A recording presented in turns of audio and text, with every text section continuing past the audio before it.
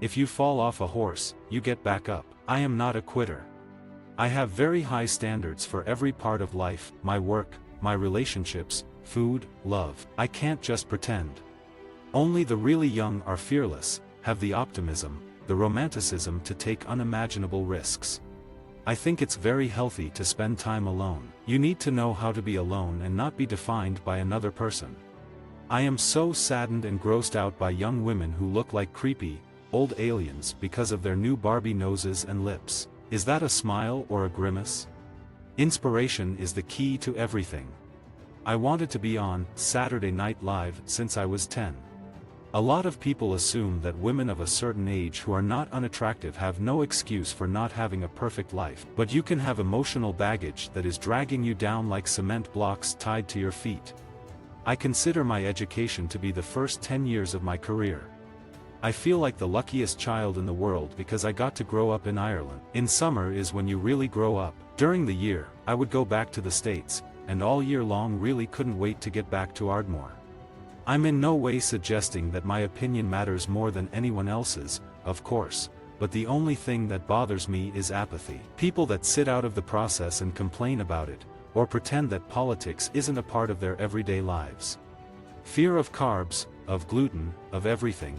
We've distanced ourselves from the beauty of food, the art of it. It makes me sad when people say, "Oh, I don't eat gluten. I don't eat cheese. I don't eat this, so I eat cardboard." I'm pretty low-key. You'll often find me in jeans, a t-shirt and sweatshirt. I used to experiment all the time with my hair color. I'm a natural blonde, but I feel like a brunette. I feel like people treat me now how I should be treated. People used to be shocked, when I was blonde, that I wasn't stupid. I love eye makeup. I really like doing a cat eye, playing with liquid liners and different colors of liners, like emerald and deep blues, combining them with black. Mick Jagger has been an idol of mine since I was 10 years old. Through his music, he has taught me so much about rock and roll, but also about the blues and about the experience of live music, going to several Rolling Stones shows, growing up. I used to play hooky from school so I could watch cooking shows. If I'm left high and dry at the end of this wild journey, just taking it is a great feeling. Power tends to get confused with repression. I was a handful growing up. I think that women are more sensitive to emotional infidelity than men. I think men are more scared of physical infidelity. My dad is Irish. I spent my childhood going back and forth between Ireland and America. Once I took a bus from my home in Maryland to Philadelphia to live on the streets with some musicians for a few weeks, and then my parents sent me to boarding school at Andover to shape me up.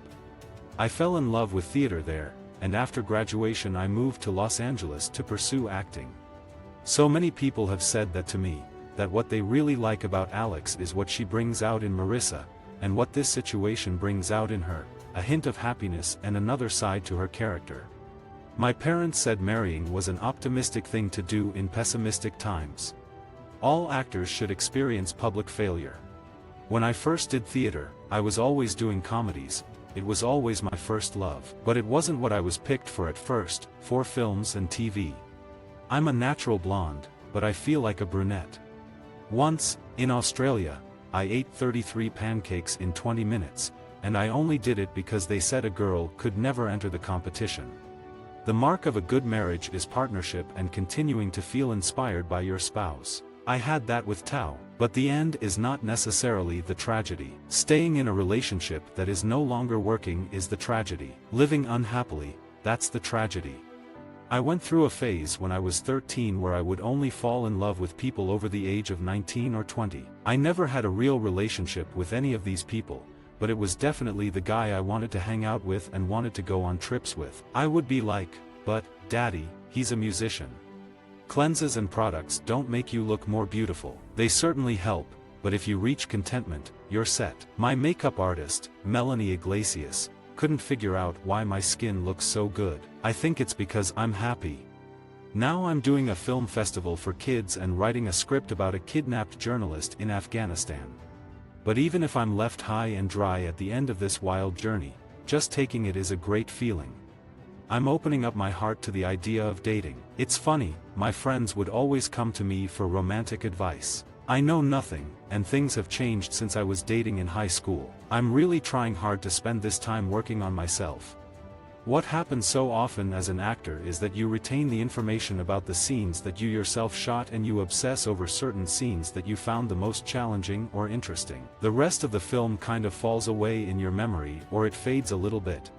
People assume actresses are afraid to get older. The truth is the roles get a whole lot more compelling once you're too old to play dumb. When you're a working actor and you're happy to be one, you can't focus all your energy on acting because you will go crazy. You have to focus as much energy as you can away from yourself. I guess for my skin, I clean it and moisturize and try to drink water. How boring is this though? I'm convinced that it comes from within. If you're happy and healthy, it shows.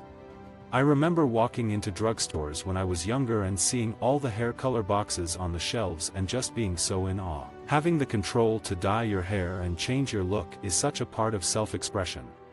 I was a tomboy and I didn't have a bunch of brothers, but I always wanted them, and so I sort of adopted a few of my great friends to be my brother.